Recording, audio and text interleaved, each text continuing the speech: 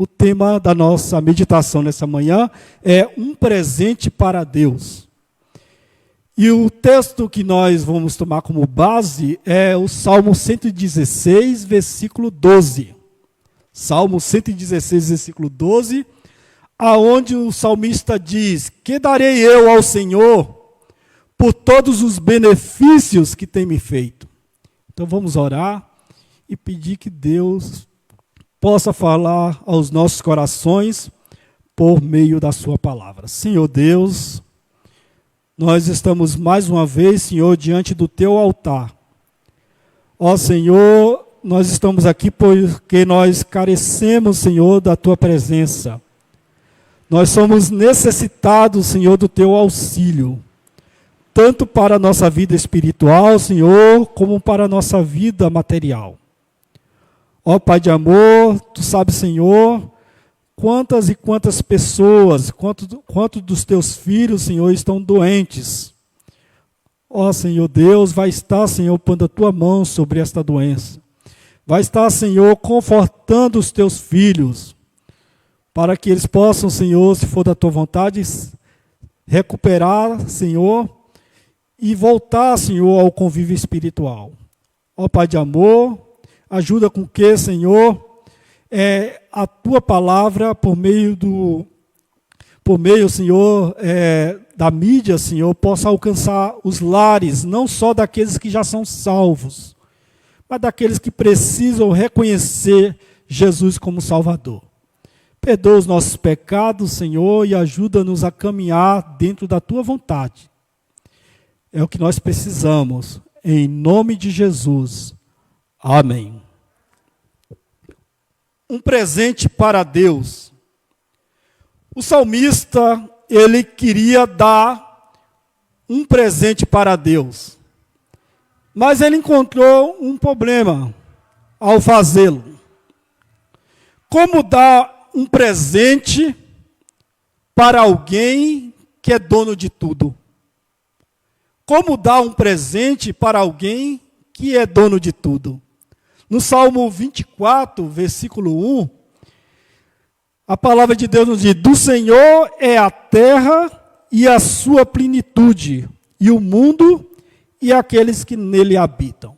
Então, de acordo com este versículo, o salmista estava com um grande problema. Dar um presente para alguém que é dono de todas as coisas. Trazendo essa experiência do salmista para esse momento natalino que nós estamos vivendo, eu vejo que nós não nos identificamos com a experiência do salmista. Nós não nos identificamos nem com o problema e nem com o propósito que o salmista tinha no seu coração. Por quê? Porque nós seguimos uma religião que sempre está em busca das bênçãos de Deus. E não preocupado em dar algo para Deus. E não preocupado em dar um presente para Deus.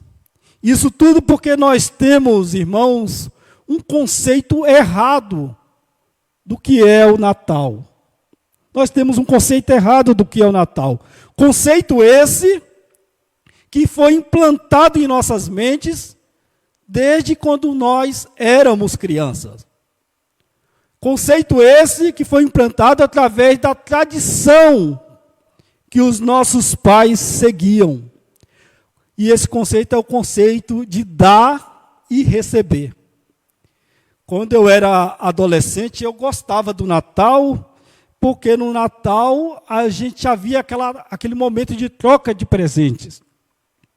Não só eu gostava, mas como todos meus amigos que cresceram comigo gostavam desse momento de troca de presentes.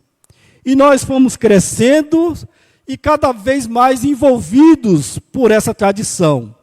Hoje é amigo oculto na empresa, é amigo oculto na família, e algumas igrejas também acabam promovendo o amigo oculto entre os membros.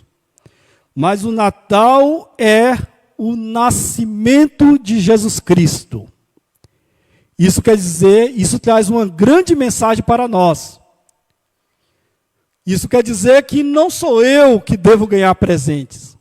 Não é você que deve ganhar presentes. O aniversariante é o Senhor Jesus Cristo. Isso quer dizer que é o Jesus que deve ganhar o presente. E eu pergunto para os irmãos se preocuparam essa semana em dar um presente para o Senhor Jesus Cristo? Os irmãos se preocuparam essa semana em presentear o Senhor Jesus Cristo?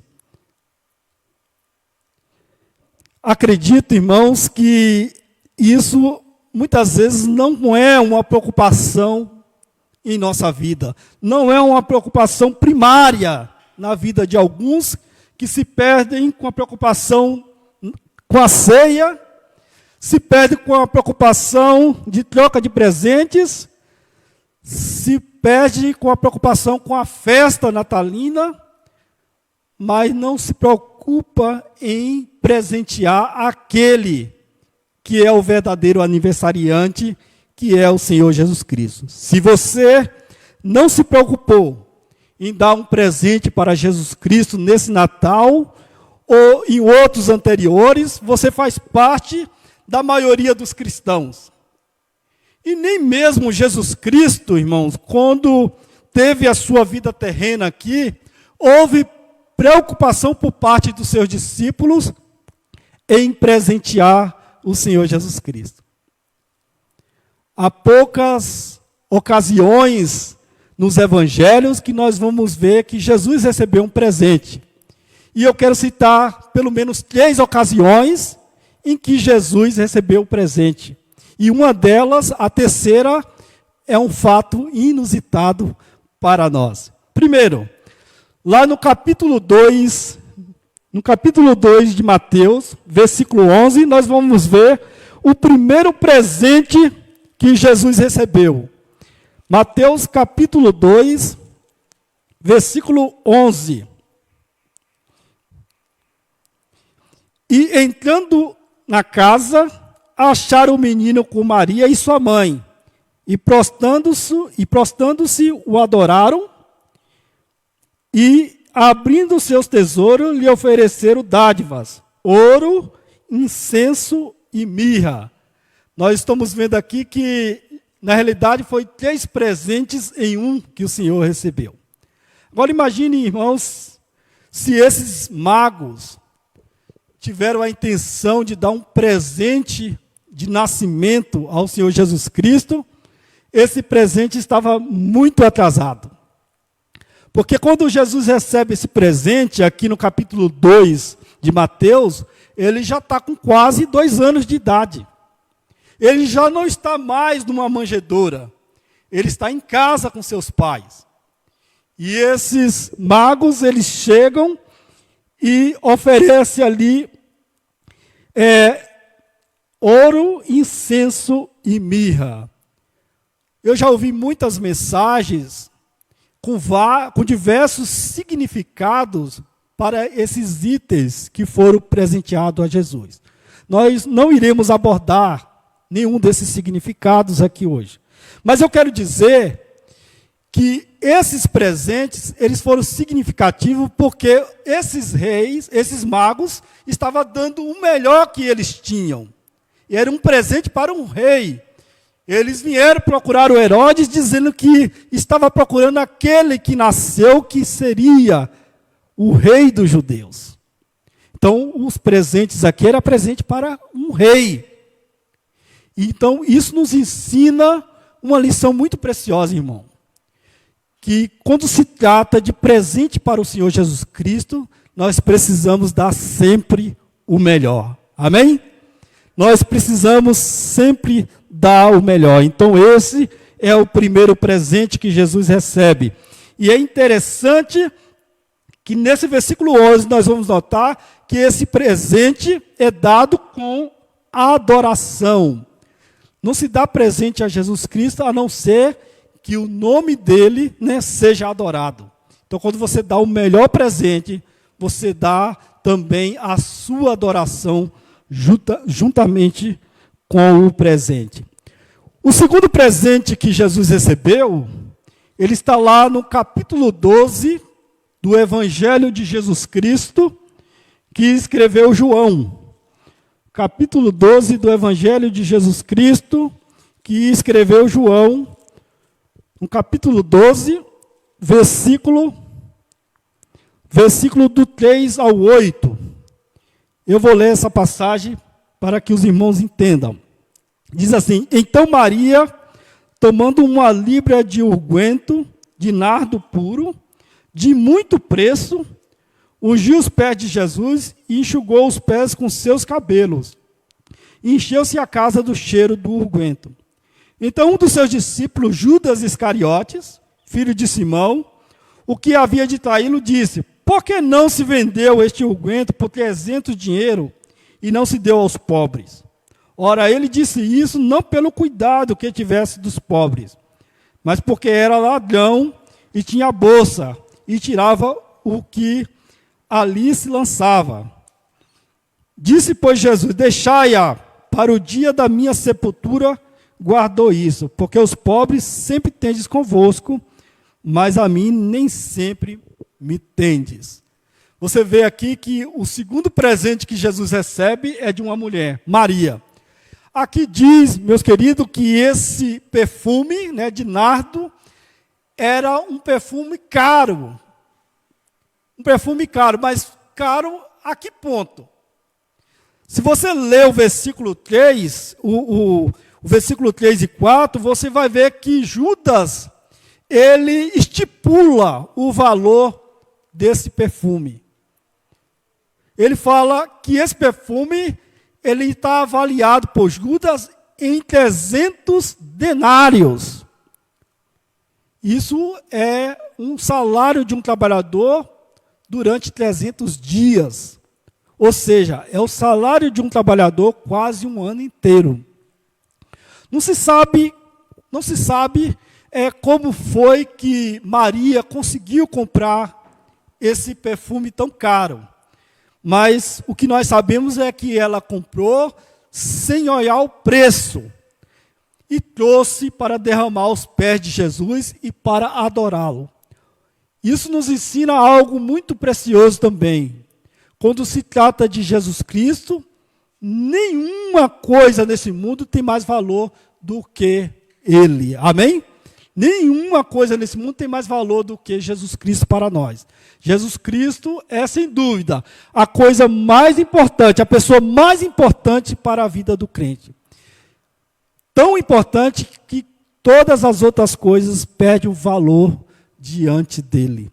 Mas ela compra esse perfume caríssimo e ela joga sobre os pés de Jesus, lavando os pés de Jesus, ali enxugando com seus cabelos. A casa se encheu do cheiro daquele unguento. E é interessante que Judas, ele fica aborrecido. O texto diz que Judas fica aborrecido com a atitude da mulher. E por que Judas ficou aborrecido? Porque ele perdeu uma oportunidade de tirar mais dinheiro da bolsa.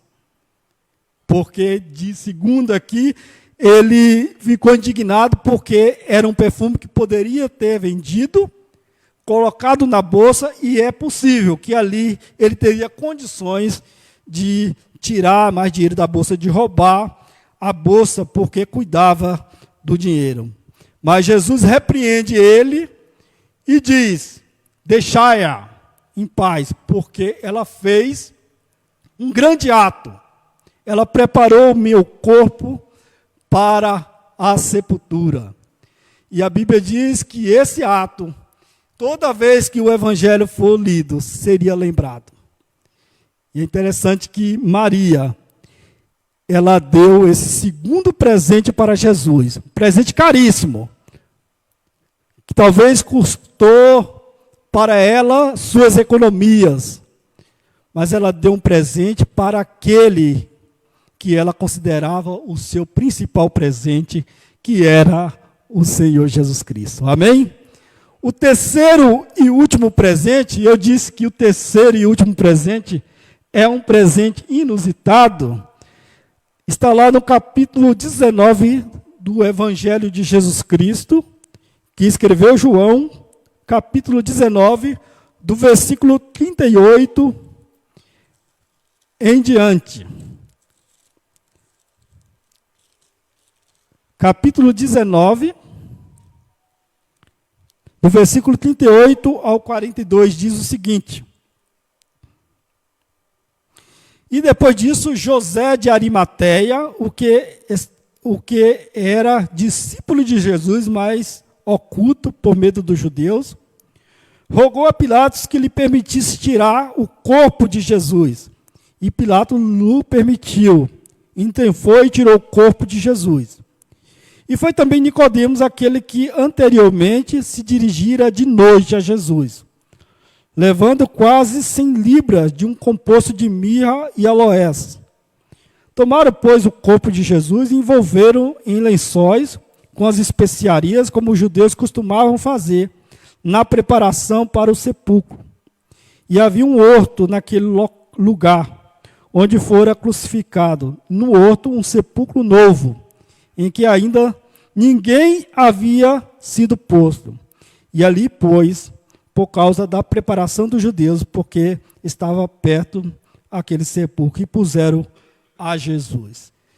Vocês percebem que o último presente que Jesus recebe não é em vida, mas é depois que Jesus morre.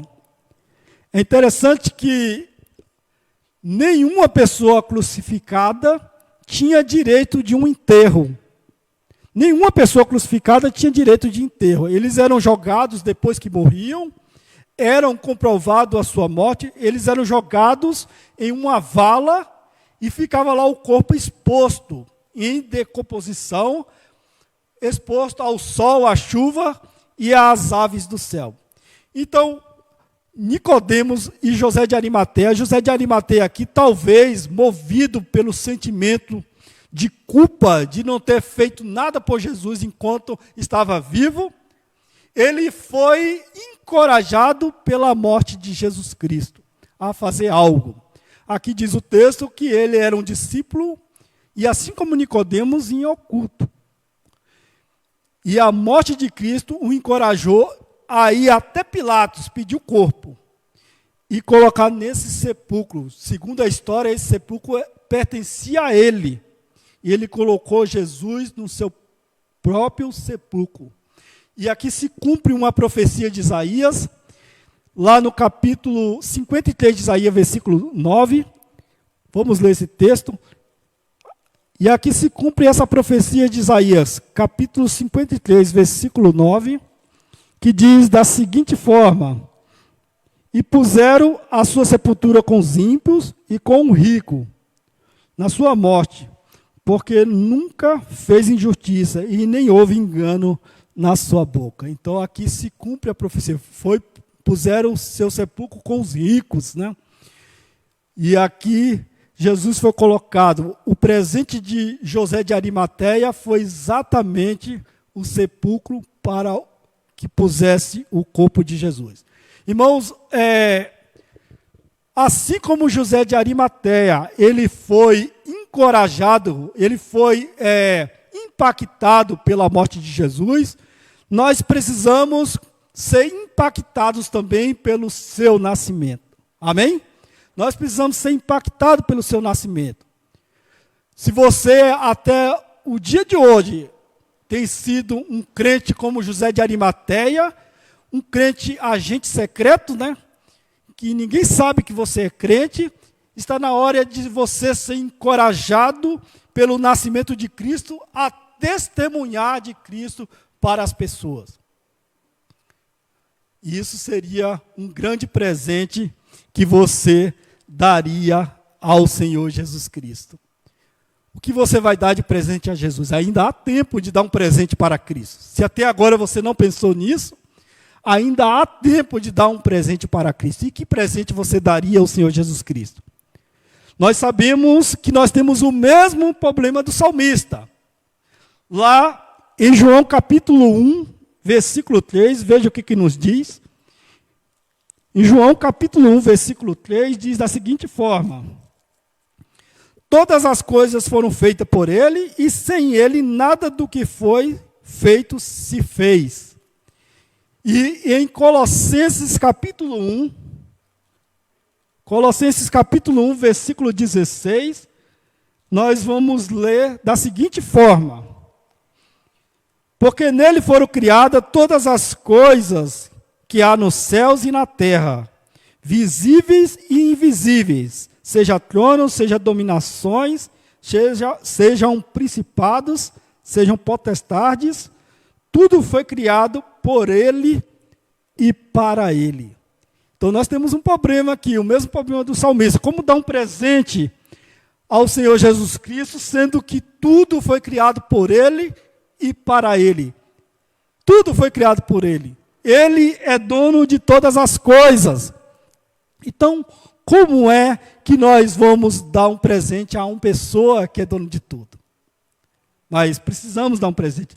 Voltando ao Salmo 116, se vocês quiserem voltar na sua Bíblia ao Salmo 116, o salmista nos orienta a dar 3 presentes para o Senhor Jesus Cristo. O salmista vai nos dar uma orientação e vai nos dar uma direção a dar 3 tipos de presente para o Senhor Jesus Cristo. O primeiro tipo de presente está exatamente no versículo 13, que diz o seguinte: a primeira coisa o versículo 12, que darei ao Senhor por todos os benefícios que me tem feito. A primeira coisa que o salmista vai dizer: tomarei o cálice da salvação. É claro que o tipo de cálice que o salmista está se referindo no texto é aquele cálice que é usado em uma cerimônia de ações de graças, onde ele toma o cálice e todos os seus familiares envolvidos. Mas, veja, irmãos, quando a gente toma o cálice da ceia do Senhor, nós nos tornamos participantes do corpo de Cristo. Quando nós tomamos o cálice da ceia do Senhor, nós nos tornamos participantes do corpo de Cristo. Mas quando nós tomamos o cálice da salvação, nós nos tornamos participantes da salvação por meio de Cristo. Porque Cristo, ele bebeu o cálice da ira de Deus, para que eu e você pudéssemos beber o cálice da salvação. Amém? Veja o que nos diz Lucas, o doutor Lucas escreveu, capítulo 22, versículo 42. Lucas, capítulo 22, versículo 42, Lucas diz da seguinte forma: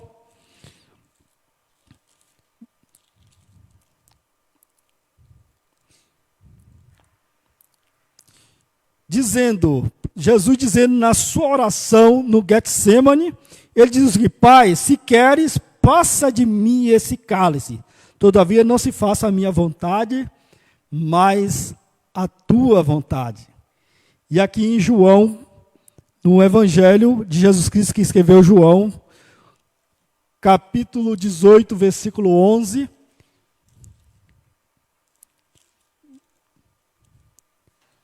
João diz assim: mas Jesus disse a Pedro: mete a tua espada na bainha, não beberei eu o cálice que o Pai me deu? Então, Jesus, ele bebe o cálice da ira de Deus, para que nós pudéssemos beber o cálice da salvação. Tomarei o cálice da salvação. Se você, meu querido, ainda não tomou desse cálice da salvação, você precisa tomar, para se tornar participante da salvação por meio de Cristo. É só quando nós tomamos o cálice da salvação que nós nos tornamos uma nova criatura em Cristo. Nós passamos pelo processo do novo nascimento e passamos a ser uma nova criatura. A segunda coisa que o salmista nos leva, nos orienta a dar de presente ao Senhor Jesus Cristo, ele diz assim, no versículo 13 ainda: tomarei o cálice da salvação e invocarei o nome do Senhor. Esse invocar o nome do Senhor, em algumas traduções, está clamar o nome do Senhor. Isso tudo resulta em adoração ao nome do Senhor. Isso quer dizer, irmãos, que toda vez que nós entramos aqui, ou venhamos entrar no templo, a gente sempre tem que entrar com o coração disposto para a adoração. É certo que nós nunca vamos entrar aqui alegres. É certo que nós nunca vamos entrar aqui dispostos. Mas nós devemos sempre entrar com consciência que nós estamos aqui para prestar uma adoração ao Senhor. Não confie nas suas sensações e nem deixe ser levado pelas suas sensações. Mas tenha o senso de dever que a sua responsabilidade como adorador do Senhor é vir e prestar adoração ao Senhor. Invocar o nome do Senhor, clamar o nome do Senhor, é prestar o seu culto toda vez que você estiver nesse templo e também fora dele, né? Se possível, em qualquer lugar que você estiver, sendo em casa, sendo em qualquer lugar, você pode invocar o nome do Senhor. Você tem essa liberdade, você tem acesso ao Pai, por meio de Jesus Cristo, de invocar o nome do Senhor e prestar sua adoração. A nossa responsabilidade não é só uma responsabilidade, mas também é uma necessidade daquele que serve a Cristo, adorar o nome do Senhor. E a terceira coisa que o salmista coloca aqui para nós, para dar de presente ao Senhor, está no versículo 14 do Salmo 116. Ele diz: pagarei os meus votos ao Senhor, agora, na presença de todo o seu povo. Isso quer dizer pagar votos, pagar as promessas que nós fazemos ao Senhor. Uma vez um pastor disse que o dia 1º de abril é o dia da mentira para o pessoal no mundo. Mas diz que para os crentes, o dia da mentira é 31 de dezembro. Porque chega 31 de dezembro, irmão, nós começamos a fazer promessas vazias para o nosso Deus. Promessas que nós sabemos que nós não vamos cumprir. Nós prometemos muitas coisas no dia 31. Aí quando chega durante o ano, nós passamos o ano inteiro e nós não cumprimos nada daquilo que nós prometemos. Veja o que a palavra de Deus diz sobre isso. Eclesiastes capítulo 5, versículo 2, capítulo 5, versículo 2 e versículo 4 e 5. Não te precipites com tua boca e nem com teu coração se apresses a pronunciar palavra alguma diante de Deus. Porque Deus está nos céus e tu estás sobre a terra, pelo que seja pouca as tuas palavras. Versículo 4. E quando a Deus fizeres algum voto, não tarde em cumpri-lo, porque Deus não se agrada de tolos. O que votares, paga-o. Melhor é que não vote do que votes e não pagues.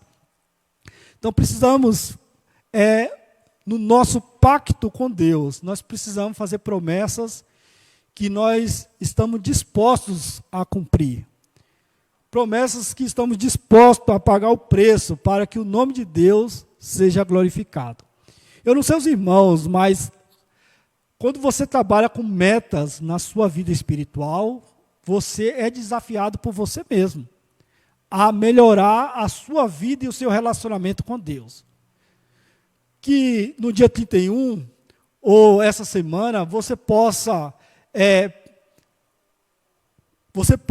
escrever metas no seu caderno, metas que vão te desafiar durante o ano de 2022 a ser um crente melhor, a ser um crente mais santificado, a ser um crente mais ativo na igreja, a ser um crente mais disposto a fazer a vontade de Deus, a ser um crente em que está disposto a ajudar a igreja a crescer em 2022.